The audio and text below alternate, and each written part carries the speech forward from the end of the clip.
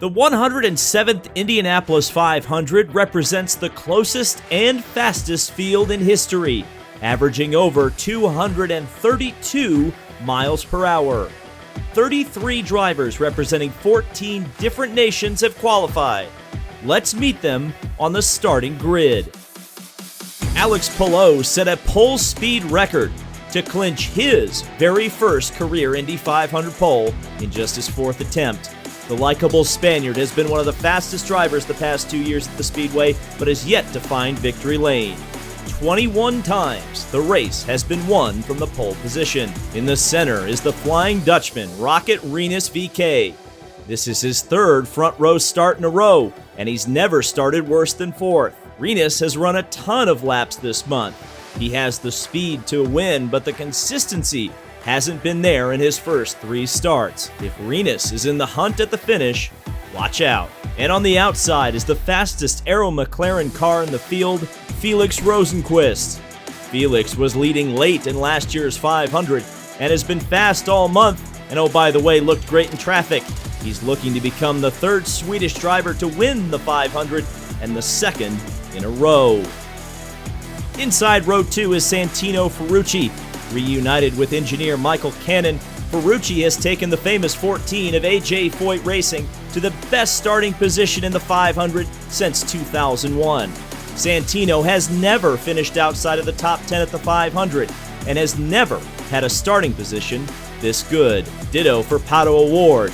Last year's dramatic runner-up has also never finished outside of the top 10 in 4 Indy 500 starts.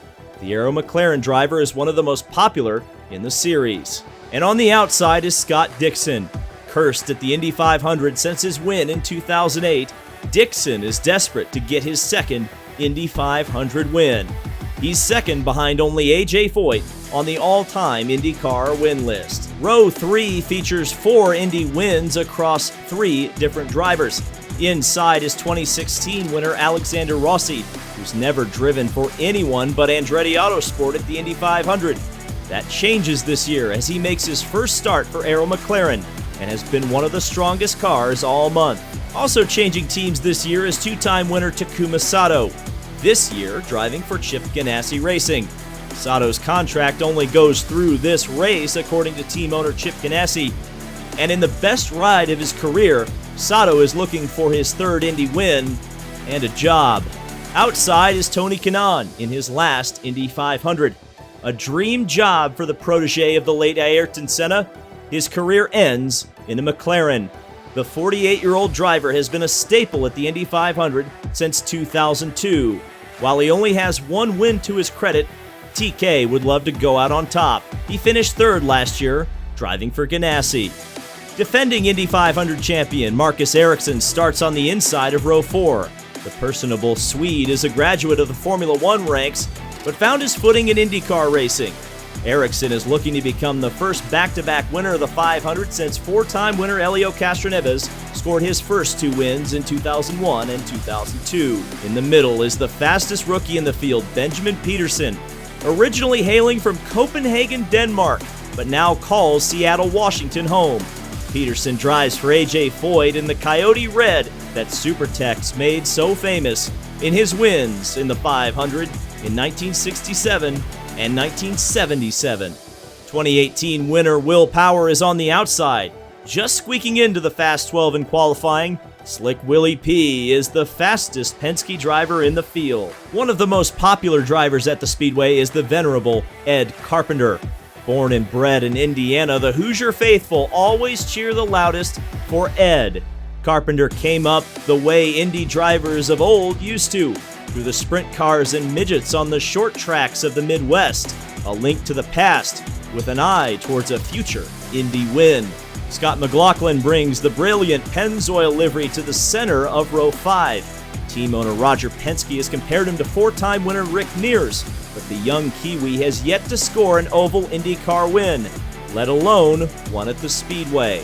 Outside is Kyle Kirkwood, one of Open Wheel Racing's top prospects in the U.S. Kirkwood moves to Andretti Autosport this year and is the fastest qualifier on that team. He's already scored a major win this year at the Long Beach Grand Prix. Another fan favorite is Connor Daly, who becomes the first driver since Kurt Busch to qualify for both the Indy 500 and the Daytona 500 in the same year.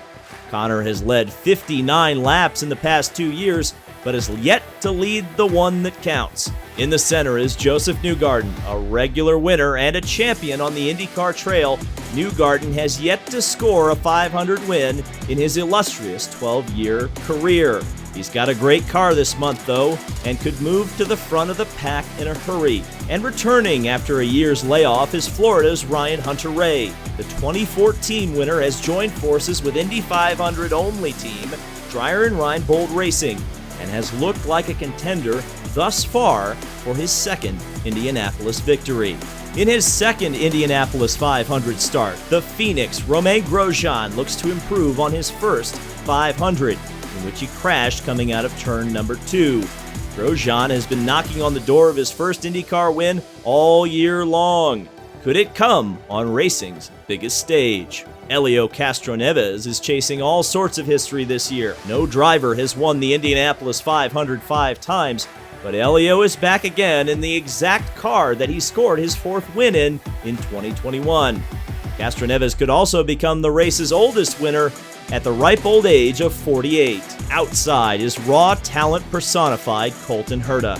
Starstruck at the speedway to this point, young Herta is just about on every major racing team's radar, and an Indy 500 win would only enhance that. 2019 winner Simon Pagenaud once again starts deep in the field at the Indy 500. Look for him to be charging late in the race. David Malukas, in the center of row 8, made a heroic effort to qualify for this year's Indianapolis 500. Lil Dave is considered by many to be one of the most talented oval racers in the series. And outside is 2022 SRX Stock Car champion Marco Andretti. No longer a regular IndyCar driver, Marco continues a family pursuit that has continued since his grandfather Mario won the greatest spectacle in racing in 1969. Originally qualifying on the inside of row 9, Stefan Wilson has withdrawn from the race after fracturing his spine in a savage crash with Catherine Legg during the Monday practice session. Wilson's entry will be driven by another driver and start on the last row. Now starting inside row 9 is the only Canadian in the race, Devlin DeFrancesco. Devlin drives for a team partially owned by the Steinbrenner family of Yankees baseball fame. In the center is Argentinian touring car superstar Agustin Canapino.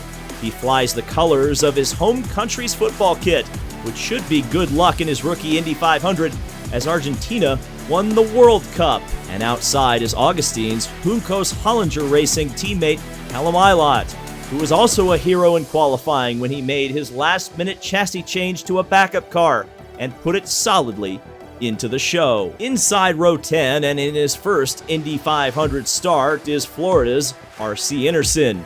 It is also the first IndyCar start ever for Able Motorsports, his team, which is a staple in the feeder series Indy Next.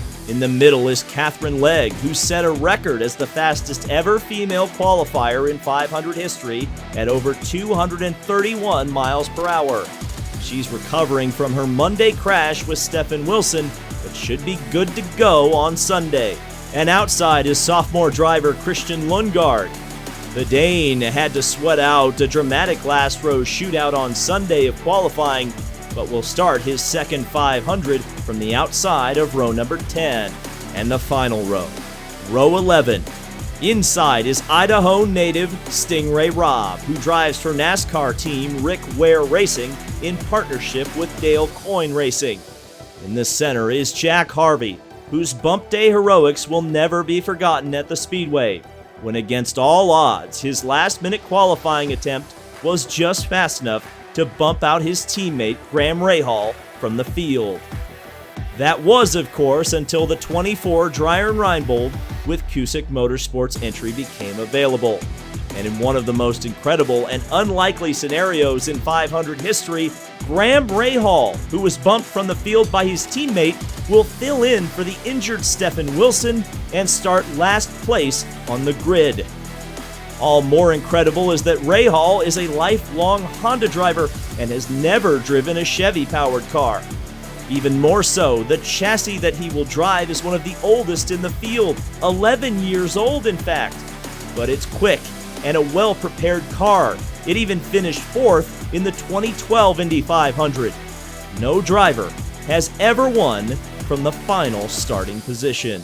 I just want to say real quick, thanks to everyone who helped me work on this video. It was a total team effort, especially my 3D guy, Joe, who's been going above and beyond, done so much work on these graphics throughout the month. I don't even know how I'm going to owe him, but Joe, we love you. Also, thanks to the Mags Donahue as well as Gavin from Runnings Racing's Designs for getting us off of the ground. Thank you guys so much for watching. This has been David Land on YouTube, and we'll see you for more Indy 500 month coverage.